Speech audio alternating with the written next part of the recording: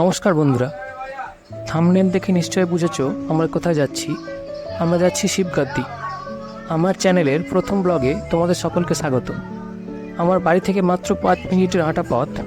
Ganpur station থেকে মাত্র 20 টাকার টিকিট কেটে নিয়ে চেপে পড়লাম 03439 আপ আজিমগঞ্জ ভাগলপুর প্যাসেঞ্জার ট্রেনে। ট্রেনের সময় আমাদের এখানে ভোর 4:54। আমরা আছি মোট 7 জন। আমার 5 জন বন্ধু এবং আমার 2 ভাই। এই ভিডিওতে তোমরা দেখতে পাবে এই শ্রাবণ মাসে আমরা কিভাবে শিবগাদ্দি এবং বিন্ধ্যবাসিনী যেতে পারবো এবং কেমন কি খরচ হবে।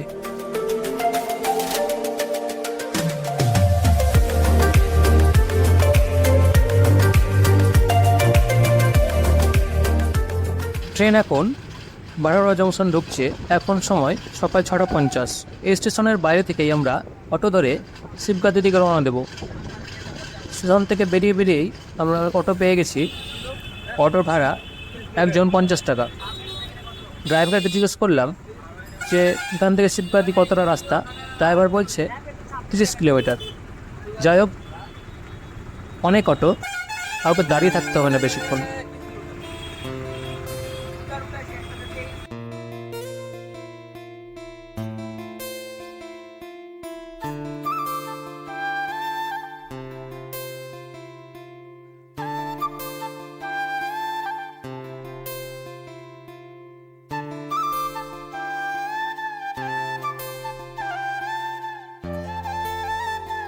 এই হচ্ছে আমার বন্ধু জগৎ, পাশে রয়েছে বিশাল, ওই পাশে রয়েছে রনি, পিছনে আছে আমার 2 জন ভাই।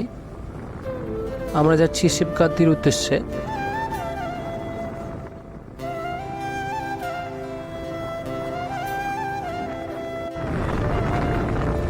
এরা যাচ্ছে পায়ে হেঁটে শিবগাদ্দি। ফারাক্কা থেকে জল ভরে শিবগাদ্দি পর্যন্ত যাবে এটা পায়ে হেঁটে এবং সেখানেই জল ঢালবে।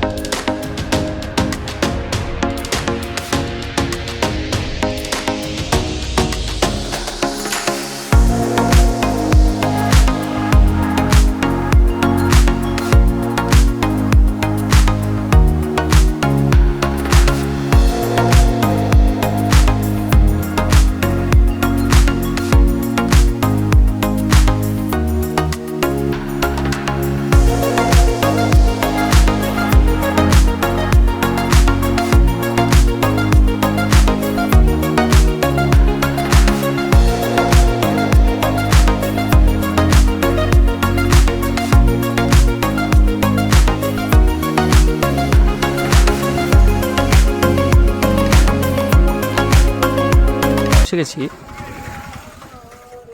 অটোতে মোটামুটি 1 ঘন্টা লেগেছে আমাদের আসতে এখানে। দেখতে পাচ্ছ সামনে বিশাল, আমি, সুজয়, রনি, জগৎ। ওইদিকে অনেক রকম দোকান বসে আছে, প্রসাদের দোকান, নানা রকম মনোহারি দোকান, ভোগের দোকান। আমরা প্রথমে এখানে স্নান করে নেব এবং ভোগের ডালা, প্রসাদ, নারকেল নিয়ে পুজো দিতে শিবগাদ্দির ওপরের দিকে যাব। আমাদের সঙ্গে থাকো তোমরা, দেখো আমরা কী করছি।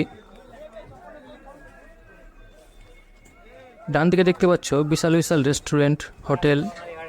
পুজো দিয়ে এসে আমরা এখানে টিফিন করব। আজকে যেহেতু রবিবার, ভিড়টা একটু কম আছে। কিছুটা আমরা আগে দেখবো, ঘুরবো, তারপরে স্নান করে পুজো দিতে যাব। অনেক দোকান আছে। একজনকে জিজ্ঞেস করলাম,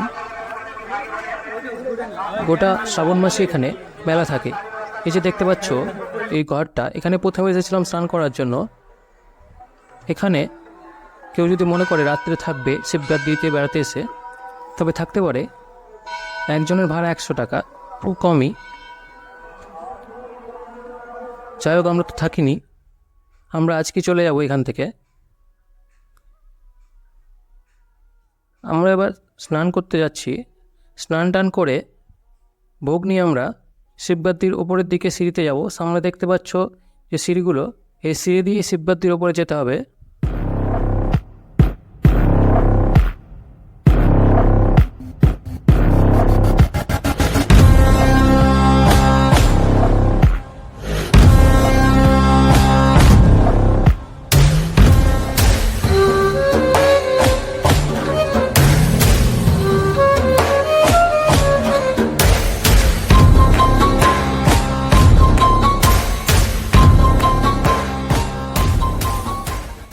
এবার আমরা স্নান টান করে ফ্রেশ হয়ে পুজোর ডালা নিয়ে যাচ্ছি পুজো দিতে।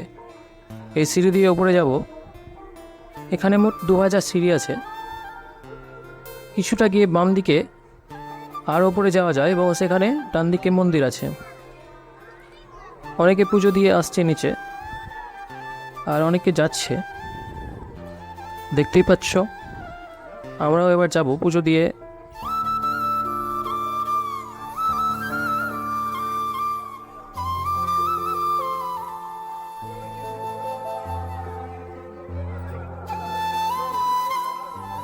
সিঁড়িতে অনেকটাই ভিড়। সামনে রয়েছে সুজয়, বিশাল, আমাদের ঠাকুরমশাই।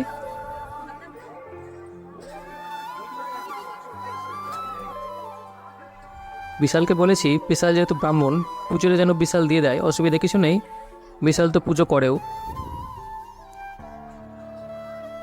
আর এই আমাদের ডাক্তারবাবু জগৎ।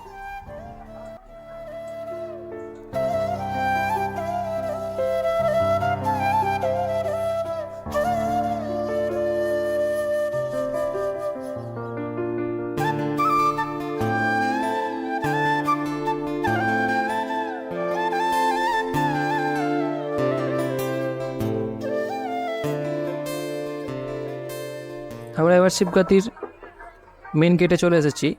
এখান থেকে সামনে দেখতে পাচ্ছ ওই পাহাড়। ওই পাহাড়ের গা বেয়ে হালকা ঝর্ণার জল পড়ছে এবং ওই পাহাড়ের নিচেই গুহার ভেতরে শিবগাদ্দির মেন মন্দির রয়েছে। এর ডান দিকে দেখতে পাচ্ছ এই বিল্ডিংয়ে কমিটির বিল্ডিং, এখানে বিশ্রাম নেওয়ার ব্যবস্থা আছে। বাম দিকে দেখছো ছোট ছোট মন্দির। আর এইখানে তোমরা ডিল বেঁধে নিজের মনস্কামনা পূর্ণ করতে পারো। এটা হচ্ছে যমরাজের মূর্তি, যতদূর মনে হয় আমার। এবার আমরা পুজো দিতে এই মন্দিরের ভেতরে ঢুকবো এবং তোমাদেরকে দেখাবো ভেতরে কি কি রয়েছে।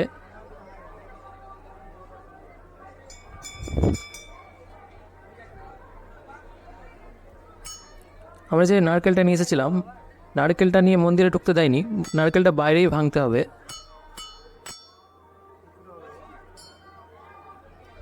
ফাইনালি আমাদের পুজো দেওয়া কমপ্লিট হয়ে গেছে।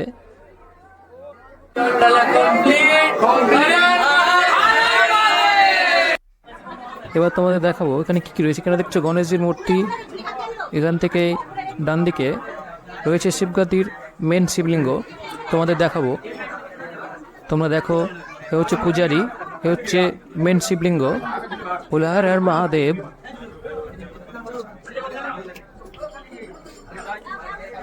ভিড় আছে তাই তোমাদের ঠিকভাবে দেখাতে পারছি না। এখানে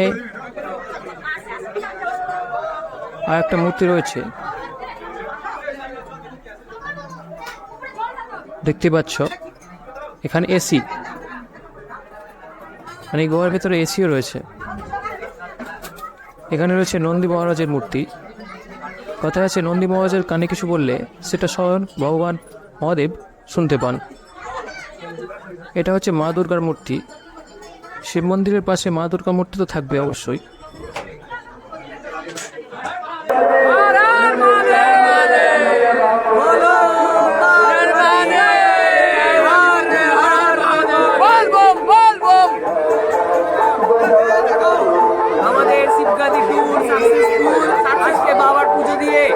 আমাদের পুজো দেওয়া কমপ্লিট। এবারে আমরা শিবগাদ্দি থেকে নিচের দিকে নামবো।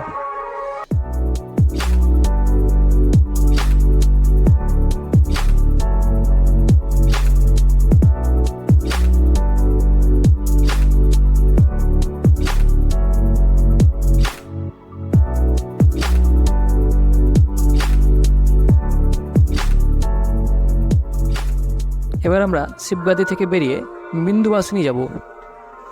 বারোরা স্টেশন থেকে 5 মিনিটের রাস্তা বিন্দুবাসিনী, সেখানে মন্দির রয়েছে। এখান থেকে বিন্দুবাসিনী অটোতে 50 টাকা ভাড়া। আমরা বিন্দুবাসিনীর উদ্দেশ্যে এখান থেকে রওনা দেব।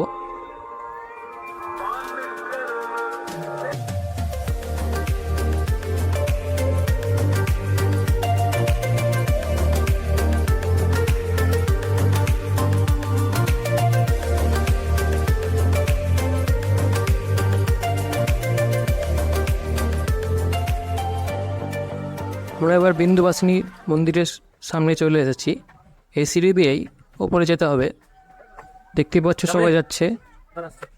এটা আমার ভাই ধ্রুব, সুজয়, আমরা সবাই মিলে যাচ্ছি বিন্দুবাসিনী মন্দিরের দিকে।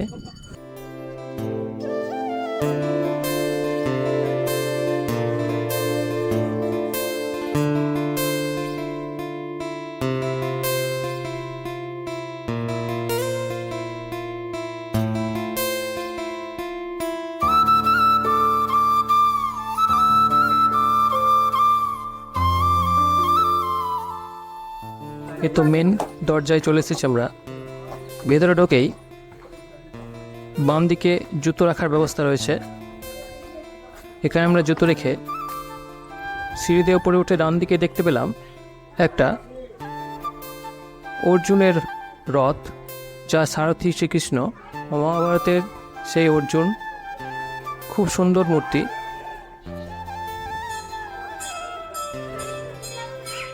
তোমরাও দেখো।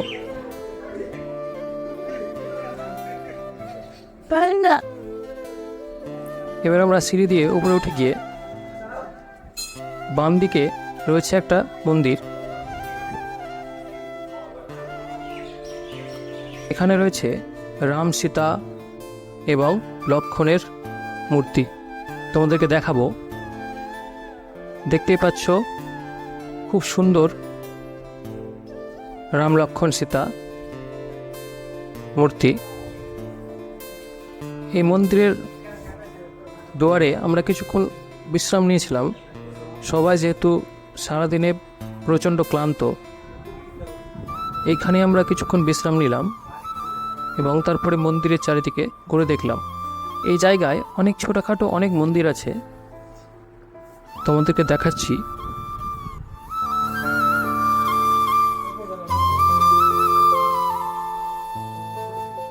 দেওয়ালে দেখতে পাচ্ছ অনেক ছোট ছোট মূর্তি।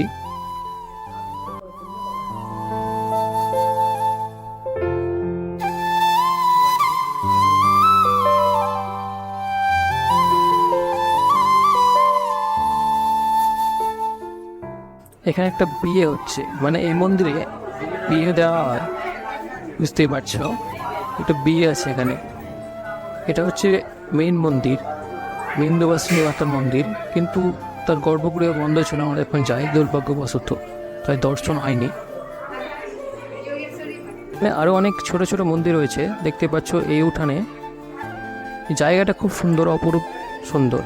এটা হচ্ছে মহাদেবের মন্দির, দেখতে পাচ্ছ। এই আশ্রমে অনেক ছোট ছোট মন্দির আছে। সামনে দেখতে পাচ্ছ আর একটা মন্দির।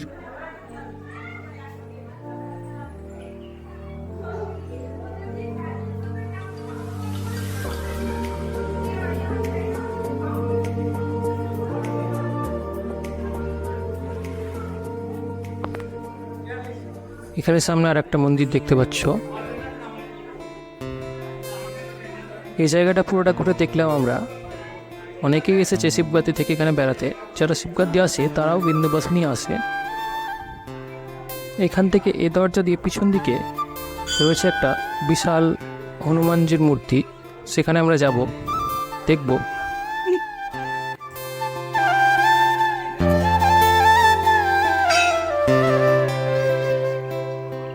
সামনে দেখতে পাচ্ছ এই পাহাড়ের উপরে রয়েছে একটা হনুমানজির মূর্তি, বিশাল মূর্তি। সেই দিকে আমরা যাচ্ছি এবং দর্শন করব। মূর্তির সামনে রয়েছে একটা বিশ্রামাগার, দেখতে পাচ্ছ অনেকে বসে আছে। সামনে দেখতে পাচ্ছ হনুমানজির মূর্তি।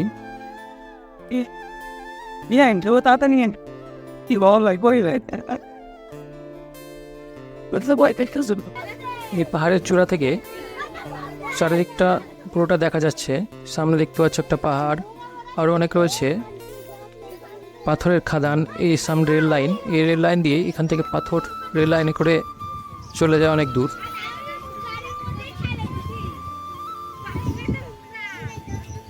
এখান থেকে আমরা দর্শন করে চলে যাব বারোয়া জংশন।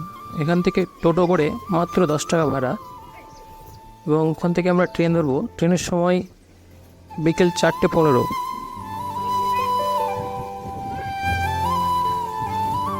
আমরা যে ট্রেন ধরবো বলে এসেছিলাম, ট্রেনটা 1 ঘন্টা 35 মিনিট লেট।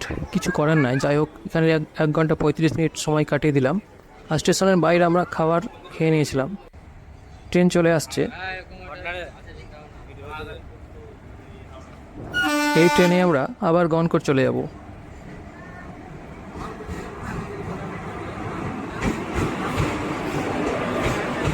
ট্রেনে তেমন ভিড় ছিল না।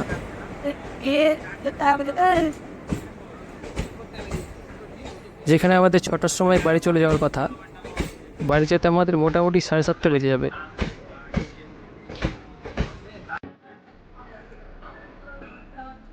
আজকের সারাদিনটা আমরা খুব মজা করে আনন্দে কাটালাম। এখন যাচ্ছি আমরা বাড়ির উদ্দেশ্যে। সবাই খুব ক্লান্ত। তোমাদের সকলের কাছে আমার বিশেষ অনুরোধ, আমার ভিডিওটা তোমাদের কেমন লাগলো অবশ্যই কমেন্টে জানাবে। যদি ভালো লাগে তবে অবশ্যই আমার চ্যানেলটি সাবস্ক্রাইব করে নোটিফিকেশান অল করে দাও। যখনই আমি কোনো নতুন ভিডিও আপলোড করব তার নোটিফিকেশান তোমাদের কাছে সবার আগে চলে যাবে। এখনই আমরা কনকর স্টেশনে এসে পৌঁছালাম। সকলকে অনেক ধন্যবাদ আমার ভিডিওটি পুরো দেখার জন্য।